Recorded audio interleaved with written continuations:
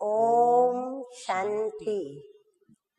आज की तारीख है 22/3/15 और आज रविवार है।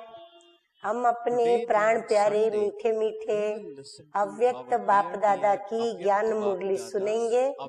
तो ज्ञान मुरली की रिवाइज कोर्स की तारीख है 14/11/79 79 की मुरली है। और आज की मुरली का शीर्षक है ब्राह्मण जीवन की निशानी है सदा खुशी की झलक। अर्थात हमारे चेहरे पर सदा खुशी की झलक कैसे दिखाई पड़े या हम सदैव हर्षित मुख कैसे रहें, उसके लिए बाबा कहते हैं कि तुम्हें क्या करना होगा, क्योंकि खुशी का चेहरा या खुशी की झलक ये हम सच्चे सच्चे रूहानी ब्राह्मणों की निशानी है। इसलिए ब्राह्मण जीवन की निशानी है सदा खुशी की झलक। आज बाप दादा सर्व बच्चों की अंतिम स्टेज अर्थात विकर्माजीत स्टेज, विकल्प या व्यर्थ संकल्प मुक्त स्टेज देख रहे हैं।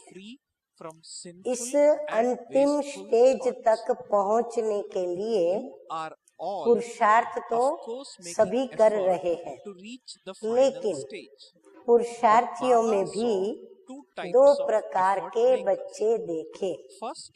एक वे देखे जो पुरुषार्थ करते हुए पुरुषार्थ की प्रारब्ध की अर्थात प्राप्ति उसका भी साथ साथ अनुभव करते चल रहे हैं। कहते हैं न, जो जैसा करेगा वैसा भरेगा। तो कर्म का फल और ब्राह्मण जीवन के अंदर तो कर्म का फल भी हम प्रत्यक्ष में देखते भी हैं और कर्म का फल प्रत्यक्ष में भोगते भी हैं। तो बाबा ने वो बच्चे देखे जो पुरुषार्थ तो कर रहे हैं, लेकिन पुरुषार्थ के साथ साथ जैसा उनका पुरुषार्थ है वैसा उनकी प्रारब्ध अर्थात जो उनकी पॉजिटिव प्राप्तियां हैं उस प्राप्तियों में चलते हुए भी साथ साथ उनको देख रहे हैं। तो प्राप्तियों का भी अनुभव वे पुरुषार्थी कर रहे हैं। और दूसरे वे देखे जो सिर्फ पुरुषार्थ में ही लगे हुए हैं, प्राप्ति का अनुभव इतना आ नहीं रहा है, पुरुषार्थ कर रहे हैं, चल रहे हैं। मेहनत ज्यादा, प्राप्ति का अनुभव कम होता है। वो पुरुषार्थ और मेहनत ज्यादा कर रहे हैं और उन्हें प्राप्ति का अनुभव जितना पुरुषार्थ कर रहे हैं उसकी भेंट में उन्हें बहुत कम अनुभव हो रहा है। इसलिए क्या होता है, इसीलिए ये दूसरे नंबर के पुरुषार्थी बाबा कहते हैं चलते चलते थक भी जाते हैं। इसीलिए आप समझ लें, आप सभी यदि चलते चलते पुरुषार्थ करते करते मेहनत करते करते यदि थक गए या थकावट का अनुभव आया तो क्या समझा जाएगा कि पुरुषार्थ के साथ प्राप्ति का अनुभव कम हो रहा है। यथार्थ पुरुषार्थी कभी भी थकावट महसूस नहीं करते। बाबा कहते जो यथार्थ विधि पूर्वक पुरुषार्थ करते हैं वो कभी थकावट का अनुभव नहीं करेंगे। तो यदि थकावट का अनुभव हो रहा है तो इसका मतलब क्या हुआ कि विधिवत पुरुषार्थ नहीं हो रहा है, विधिवत मेहनत नहीं हो रही है। कारण दोनों के पुरुषार्थ में सिर्फ एक बात समझने का अंतर है। अब इन दोनों के बीच में कौन सी वह बात है जिस कारण उन्हें प्राप्ति का अनुभव है और इन्हें थकावट का अनुभव होता है? तो बाबा कहते हैं एक बात उनकी समझने का अंतर है जिससे वे मेहनत में रहते और दूसरे जो है वो मोहब्बत में मस्त रहते हैं। कौन से संकल्प का अंतर है वो जानते हो? छोटा सा ही अंतर है। बाबा कहते कोई बड़ा अंतर नहीं है, बड़ा छोटा सा कारण। एक समझते हैं कि हम स्वयं चल रहे हैं और चलना पड़ता है, सामना करना पड़ता है, यानी वो खुद चल रहे हैं, खुद मेहनत कर रहे हैं, सामना भी खुद कर रहे हैं और खुद को चलना पड़ता है। और जो दूसरे हैं जो सदैव संकल्प से भी सरेंडर है, तो जो यथार्थ विधिवत पुरुषार्थ करते हैं वो बाबा कहते हैं कि वो बुद्धि से भी क्या है, बाबा को समर्पित है। इसलिए वह सदैव ये अनुभव करते हैं कि हमें बाप दादा चला रहे हैं, हम चल रहे हैं नहीं। कौन चला रहा है? बाबा चला रहा है और हम चल रहे हैं। तो बाबा के ऊपर उनकी जिम्मेवारी है, उनके चलने की, चलाने की। जो कुछ भी कर्म करते हैं संकल्प तक भी करना उनका बाबा के ऊपर है। बाबा जो संकल्प देते हैं वो संकल्पों के साथ वो अपने कर्मों को करते चले जाते हैं। इसीलिए वो सदैव अनुभव क्या करते हैं कि बाप दादा चला रहे हैं और हम चल रहे हैं। तो मेहनत के पांव से नहीं चलते, लेकिन स्नेह की गोदी में चलते रहते हैं। इसलिए वे स्नेह के पांव से चलते, जिसमें उनको थकावट नहीं होती। स्नेही की गोदी व झूले में सर्व प्राप्तियों की अनुभूति होने के कारण वो चलते नहीं, लेकिन वो उड़ते रहते हैं, सदा खुशी में, आंतरिक सुख में और सर्व शक्तियों से वो उड़ते रहते हैं। अभी अपने से पूछो कि मैं कौन हूँ? बाबा कहते अब अपना चार्ट चेक करो कि मैं कौन हूँ। पहले नंबर वाला स्नेह के पांव से उड़ने वाला, विधिवत पुरुषार्थ के साथ साथ प्राप्तियों का अनुभव करने वाली आत्मा, या फिर अपने को चलाना पड़ता है, चलना पड़ रहा है, या फिर पुरुषार्थ स्वयं कर रहे हैं, स्वयं चल रहे हैं, सामना भी करना पड़ रहा है। ऐसा सोच करके चलने वाले संगम युगी ब्राह्मण बच्चे जिएंगे, चलेंगे और हर कदम में स्नेह की गोदी में। बाबा कहते हैं जो संगम युगी ब्राह्मण बच्चे हैं वो चलेंगे, पर कैसे चलेंगे? हर कदम में स्नेह की गोदी में। किसके स्नेह की गोदी में? मीठे मीठे बाप दादा के स्नेह की गोदी में चलेंगे। तो ब्राह्मण जीवन की निशानी है सदा खुशी की झलक प्रत्यक्ष रूप में दिखाई देगी। खुशी नहीं तो ब्राह्मण जीवन भी नहीं। कई बच्चे समझते हैं कि संगम युगी पुरुषार्थी जीवन का है और भविष्य जन्म प्रारब्ध का जन्म है।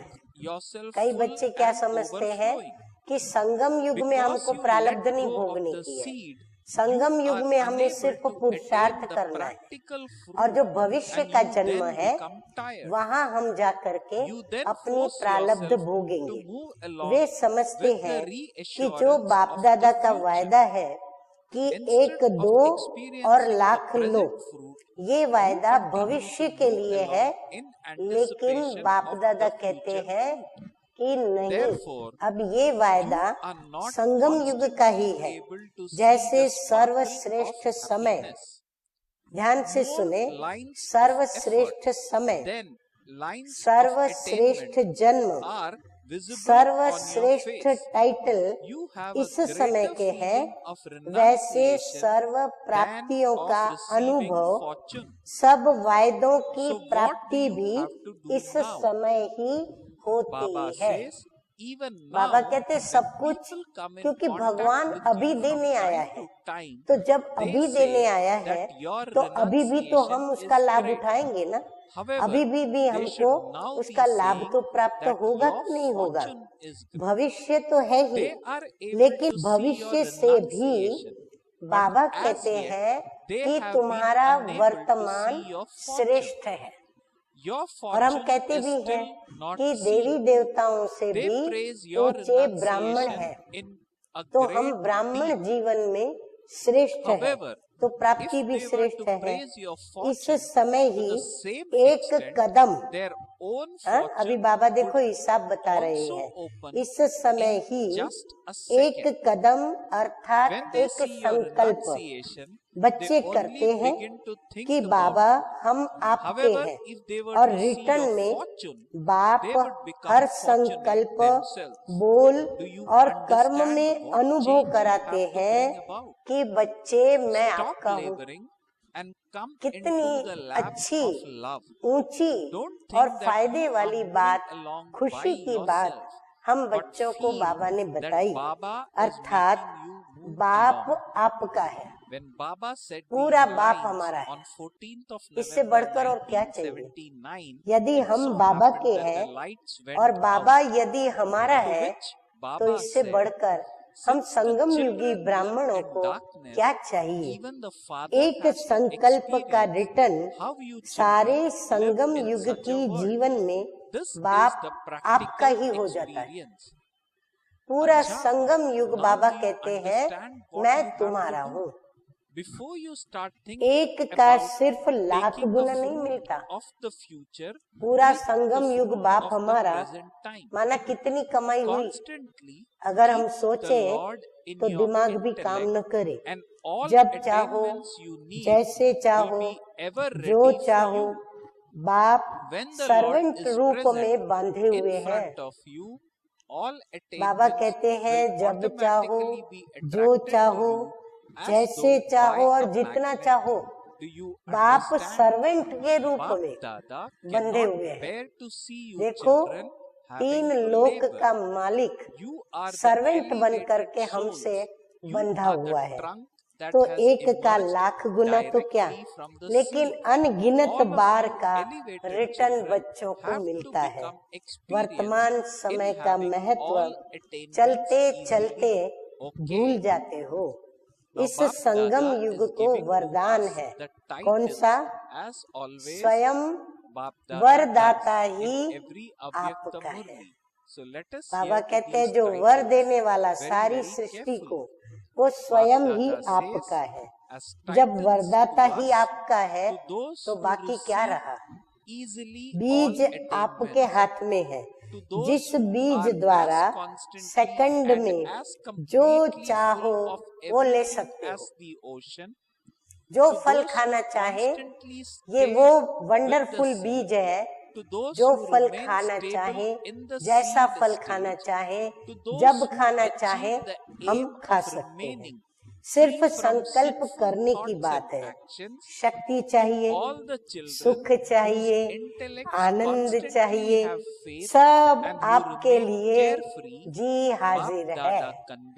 वाह बाबा वाह, आप देखो बाबा की नम्रता, बाबा का हम बच्चों के प्रति वारी जाना, हाँ, सब गुण बाबा के नजर आ रहे हैं। बाबा कहते हैं जी हाजिर है, क्योंकि हजूर ही आपका है।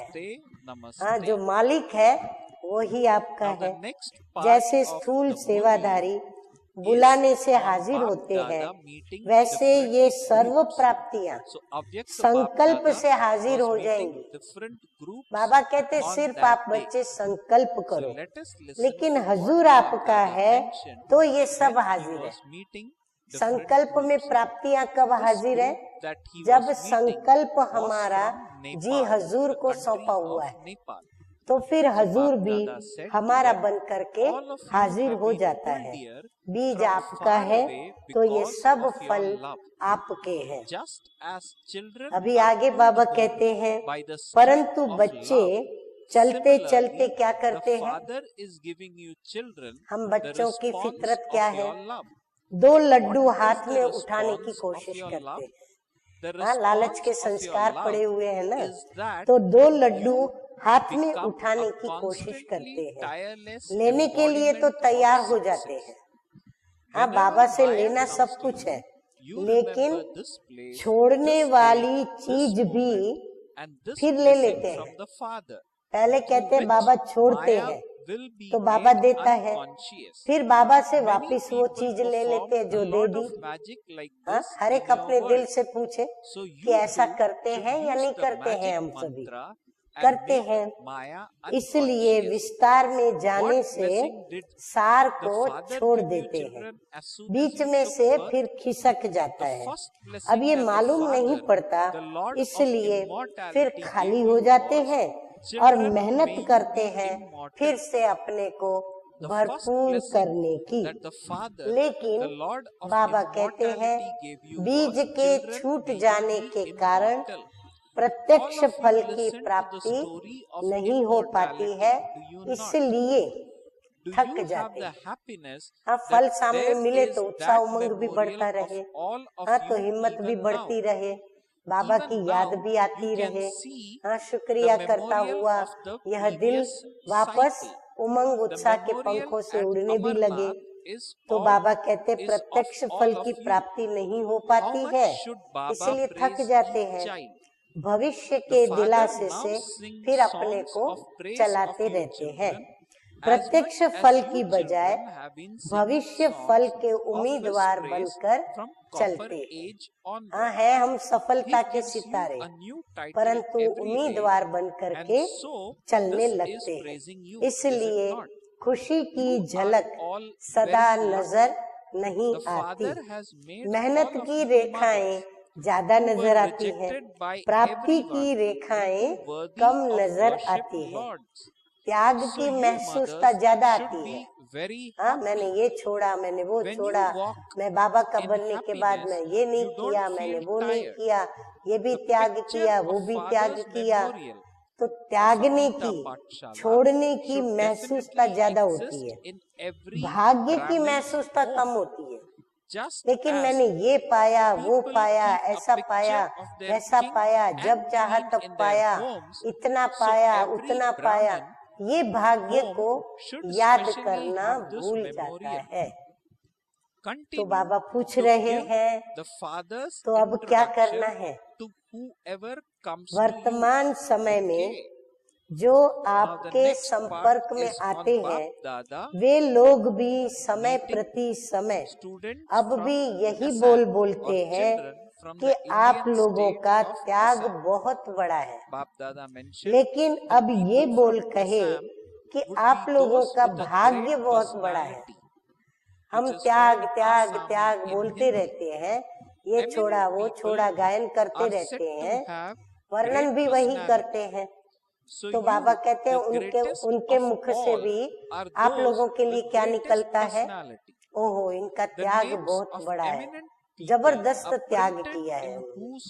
लेकिन उनके मुख से बाबा कहते हैं, बाबा वो बोल सुनने चाहते हैं कि उनके मुख से क्या निकले कि आपका भाग्य सचमुच बहुत बड़ा है। भाग्य को देख करके उसकी सराहना करें। त्याग उनको दिखाई देता है, लेकिन भाग्य अभी तक उनको दिखाई नहीं देता है। भाग्य अभी गुप्त है। त्याग की महिमा बहुत करते हैं, इतनी ही भाग्य की महिमा करे तो सेकंड में उन स्वयं का भी भाग्य खुल जाएगा। अगर वो भाग्य की महिमा करे ना, तो बाबा कहते हैं वो स्वयं का भी भाग्य बनाने लग जाएगा। क्योंकि जो दूसरों के भाग्य को समझ सकता है, महसूस कर सकता है, परख सकता है, वो कैसे नहीं अपना भाग्य बनाएगा, तो सेकंड में उसका भी भाग्य बनेगा। त्याग देख करके थोड़ा सोच में पड़ जाते हैं। हाँ, त्याग देखते हैं तो उनको भी जरा लगता है कठिन है, मुश्किल है। हाँ, तो वो भी बेचारे सोच में पड़ जाते हैं। भाग्य देखकर स्वयं भी भाग्यशाली बन जाएंगे। भाग्य को देखेंगे तो अपने को भाग्यशाली बनाने का उनका उत्साह जैसे जाग उठेगा। तो बाबा कहते हैं कि अब समझा क्या चेंज करना है, क्या चेंज करेंगे। अब हमारे त्याग का गुण न गाए, लेकिन हमारे भाग्य की रेखाएं हमारे चेहरे पर देखे, झलक हमारे से उन्हें मिले और स्वयं को वो भाग्यशाली समझे या भाग्यशाली बनाए।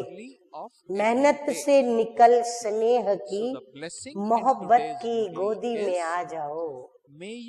देखो बाबा की कितनी ममता से प्यार भरी बोली बाबा हम बच्चों के लिए बोल रहे हैं। बाबा कहते हैं मीठे बच्चे, मेहनत से निकल स्नेह की मोहब्बत की गोदी में आ जाओ। चल रहे हैं नहीं, बाबा कहते हैं ऐसे सोच के मत चलो।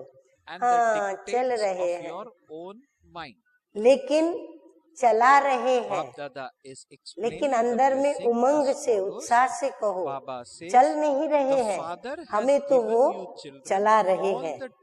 इतने में लाइट बंद हो गई। हाँ, वहाँ लाइट चली गई। बच्चे अंधकार में रहते हैं तो बाप को भी तो अनुभव होना चाहिए ना कि ऐसी दुनिया में बच्चे रहते हैं। हाँ बाबा देखो कितनी मजे से ये बात बताई। अब ये प्रैक्टिकल अनुभव होता है। हाँ, किसको अनुभव होता है? बाप को अनुभव होता है, क्योंकि बाप रहता है प्रकाशित तत्व, ज्योति तत्व में। तो बाप को ये अंधकार वाली दुनिया का कहाँ से अनुभव आएगा? तो बाबा कहते हैं बच्चे अंधकार में रहते हैं तो बाबा को भी तो अनुभव हो। अच्छा, अब समझा क्या करना है। भविष्य फल के पहले प्रत्यक्ष फल खाओ। बाबा कहते भविष्य का इंतजार मत करो, अभी प्रत्यक्ष फल खाओ। सदा हुजूर को बुद्धि में हाजिर रखो तो सर्व प्राप्तियां भी सदा जी हुजूर करेंगी। अगर मन के संकल्प, मन बुद्धि अगर माया के प्रभाव में माया को और पुरानी दुनिया के पदार्थों को, तत्वों को, उन बातों को अगर बुद्धि में रख के बैठेगी, हाजिर रखेंगे, तो बाबा कहते हैं जी हजूर वहाँ नहीं होगा। अगर माया होगी या तो फिर जी हजूर बाप होगा। तो प्राप्तियां भी सदा जी हजूर करेंगी। अगर हजूर हाजिर है तो सर्व प्राप्तियां चुंबक के समान आप ही आकर्षित होती चली आएंगी। समझा? बाप दादा बच्चों की मेहनत देख सहन नहीं कर सकते। बाबा कहते मैं सहन नहीं कर सकता हूँ। ऐसी श्रेष्ठ आत्माएं डायरेक्ट बीज से निकले हुए तना स्वरूप बच्चे हो। हाँ, झाड़ का जो तना होता है ना, तुड़, बाबा कहते आप सब तुड़ स्वरूप हो। और वो बच्चे अगर मेहनत करे, बाबा कहते बाप से सहन नहीं होता। तो ऐसे श्रेष्ठ बच्चों को सर्व सहज प्राप्तियों का अनुभवी बनना है।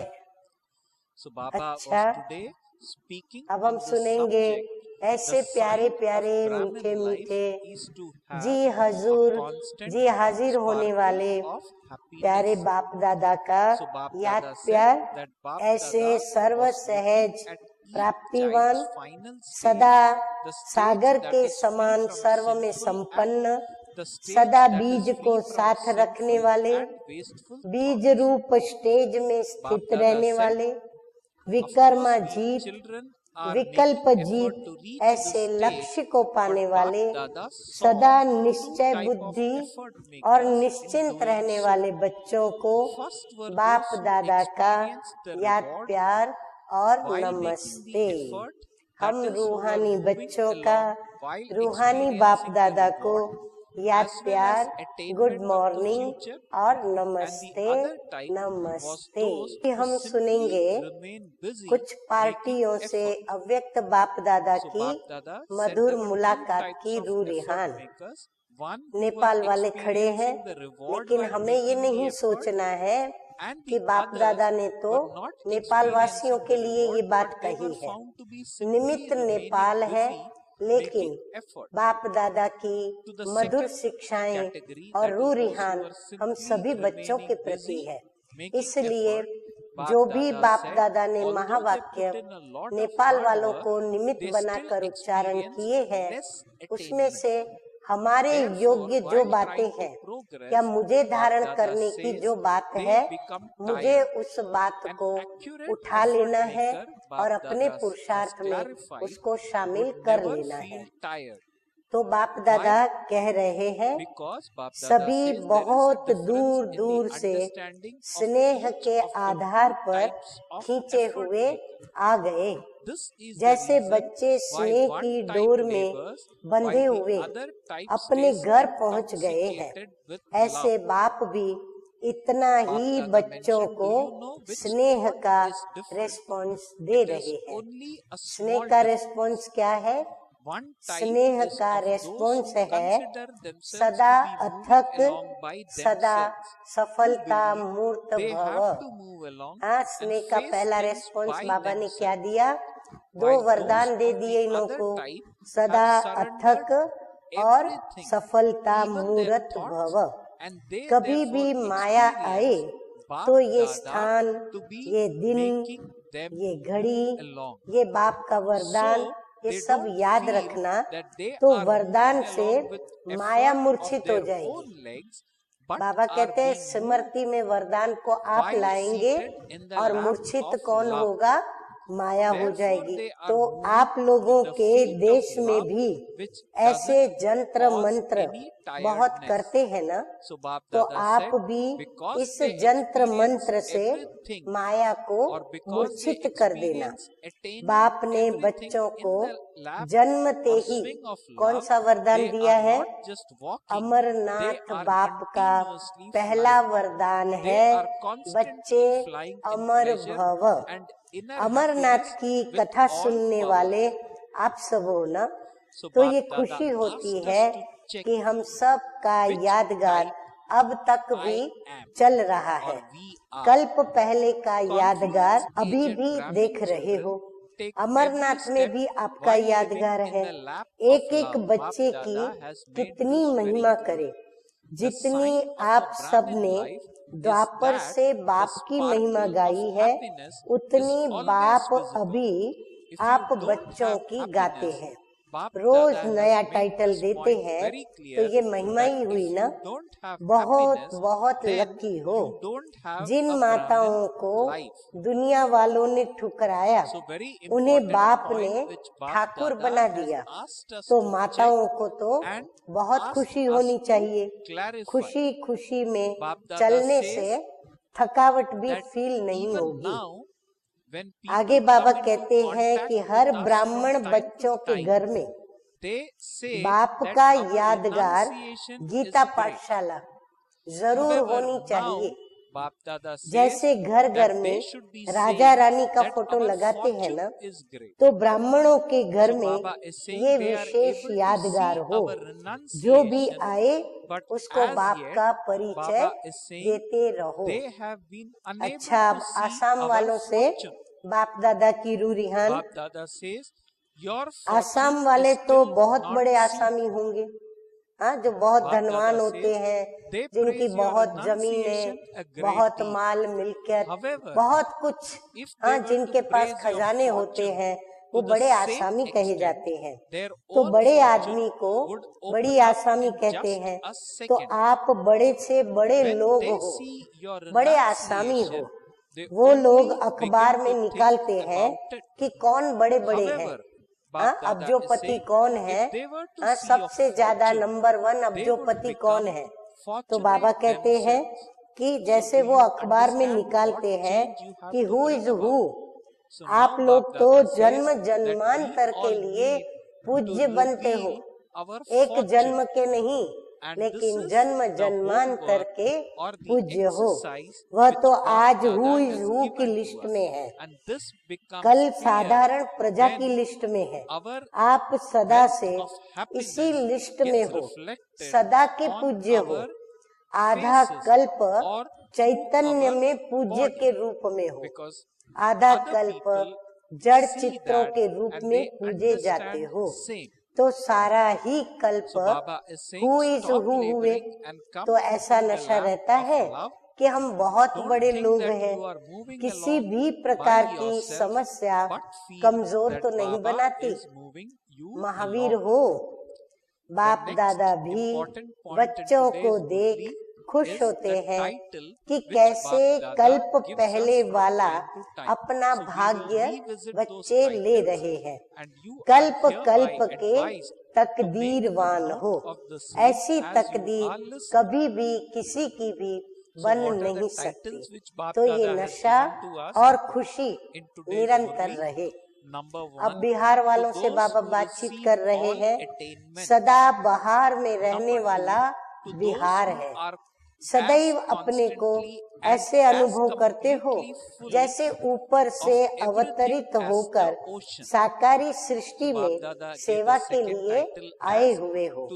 जो अवतार होते हैं उनको क्या याद रहता है? जिस कर्तव्य के लिए वे अवतरित होते हैं वो कर्तव्य ही याद रहता है। अवतार आते ही है कोई महान कर्तव्य करने के लिए। तो आप भी किस लिए अवतरित हुए हो? विश्व परिवर्तन के कर्तव्य के लिए। तो सदा वो याद रहता है। कहीं भी रहते आपका मूल कर्तव्य विश्व परिवर्तन का है। चाहे कोई भी धंधा करो, घर का कार्य करो, लेकिन याद क्या रहना चाहिए? परिवार या परिवर्तन। अभी हर एक अपने से पूछे, परिवार में रहते हो तो किस लक्ष्य से रहते हो? यही लक्ष्य रहता है ना कि इनका भी परिवर्तन करना है, गृहस्थी होकर नहीं। तो सेवाधारी को सेवा ही याद रहती, बाकी सब काम निमित्त मात्र है। असली कार्य है विश्व परिवर्तन का। विश्व परिवर्तन वही कर सकते हैं जो स्वयं का परिवर्तन करते हैं। पहले खुद को उदाहरण बनना पड़ता है, फिर आपको देखकर सब करने लग पड़ेंगे। तो स्व परिवर्तन कर लिया है ना, बाकी जो थोड़ा समय रहा है वो किस लिए? सेवा के लिए। अन्य की सेवा करते स्व की सेवा हो ही जाएगी। अवतार हूँ ये याद रहे तो जैसी स्मृति होगी वैसा ही कर्म होगा। अब हम सुनेंगे मीठे मीठे बाप दादा का वरदान स्लोगन। तो आज का वरदान है, श्रीमत से मनमत और जनमत की मिलावट को समाप्त करने वाले। माना बाबा कहते बच्चों को मिलती है श्रीमत, और हमारे द्वापर युग से लेकर के संस्कार पड़े हैं मनमत के, क्योंकि विषय विकारों से हम देह अभिमान में आके मनमत पे चलने लगे, और फिर मिलती है उसमें मिलावट परमत की, जनमत की। तो उनको समाप्त करने वाले सच्चे स्व कल्याणी भव, अर्थात श्रीमत पर चलकर स्व का कल्याण करने वाले बाबा कहते हैं स्व कल्याणी भव। बाप ने बच्चों को सभी खजाने स्व कल्याण और विश्व कल्याण के प्रति दिए हैं, लेकिन उन्हें व्यर्थ तरफ लगाना, अकल्याण के कार्य में लगाना, श्रीमत में मनमत और जनमत की मिलावट करना, ये अमानत में ख्यानत है। अब इस ख्यानत और मिलावट को समाप्त कर रूहानियत और रहम को धारण करो। अपने ऊपर और सर्व के ऊपर रहम कर स्वकल्याणी बनो। स्व को देखो, बाप को देखो, औरों को नहीं देखो। अच्छा स्लोगन है, सदा हर्षित वही रह सकते हैं जो कहीं भी आकर्षित नहीं होते हैं। अच्छा, ओम शांति।